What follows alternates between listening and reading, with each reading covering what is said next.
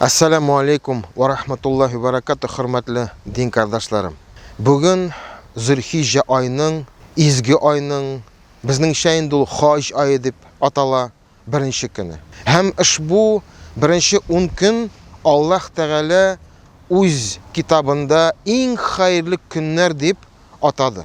Yani bu en hayırlı günlerde biz ko'proq izgilik kılarga tiyishmiz.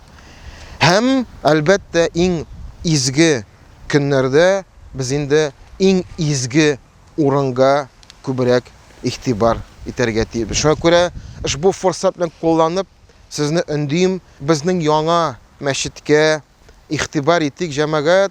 Allohning rahmati bilan ishlarimiz davom eta.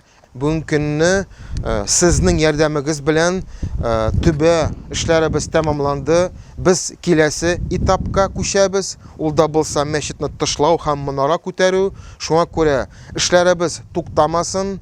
Izgilikda qatnashlik jamoat. Alloh taolo har birimizga mumkinchilik bersin. Ushbu izgi kunlarda, izgi yurtda tog'inda ko'proq izgilik qilarga bizga nasib etsin.